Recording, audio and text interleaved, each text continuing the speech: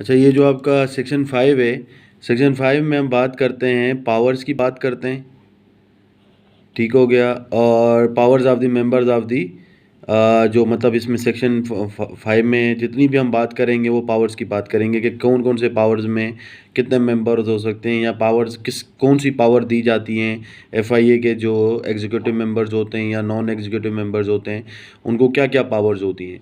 तो बेसिकली वो पावर्स क्या क्या हैं वो सर्च कर सकते हैं।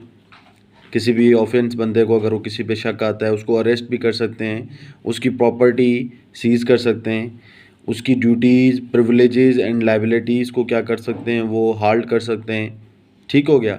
इसी तरह जो है आपका सेक्शन 5 का जो सब सेक्शन है वो 2 क्या बताता है, सब्जेक्ट टू जो रूल्स जो हैं वो बेसिकली क्या है, जो मिनिमम जो रैंक होना चाहिए जो इन्वेस्टिगेट करता है एफआईए का बंदा, उसको हम सब इंस्पेक्टर कहते हैं। मतलब सब इंस्पेक्टर से नीचे वाले रैंक नहीं कर सकते, एटलीस्ट सब इंस्पेक्टर वाला बंदा हो। अच्छा, वो डायरेक्ट उसको जो आर्डर होते हैं वो डीजी के आर्डर होते हैं, ठीक है ना। तो वो डीजी के आर्डर के मुताबिक क्या कर सकता है, किसी को भी अरेस्ट भी कर सकता है, और ये विदाउट वारंट होता है।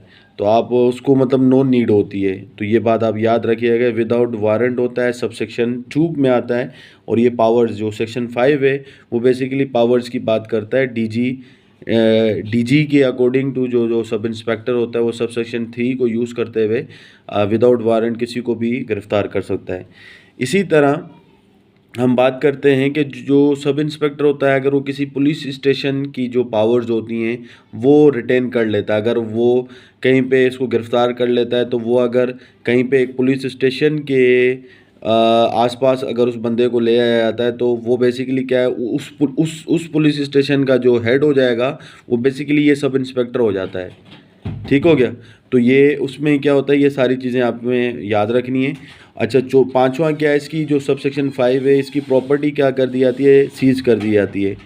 और इसी तरह जो पनिशमेंट होती है, जो चीज़ें मिलती हैं अरेस्ट वारंट के दौरान, उसकी जो टोटल पनिशमेंट होती है वो 1 ईयर पनिशमेंट होती है। तो ये आप याद रखिएगा। तो बेसिकली मैं अगेन रिपीट कर देता हूँ, सेक्शन 5 में क्या आता है, सेक्शन 5 में पावर्स में आती हैं, पावर्स क्या क्या होती हैं, क्या क्या कर सकते हैं, तो वो आपने बता दिया। इसी तरह जो सेक्शन 4 हमने पढ़ा था, सेक्शन 4 में बताया था, कहते हैं एडमिनिस्ट्रेशन कौन करता है और इसकी सुपरिटेंडेंट्स कौन करता है, तो वो बेसिकली डीजी कर रहा होता है। Thank you so much.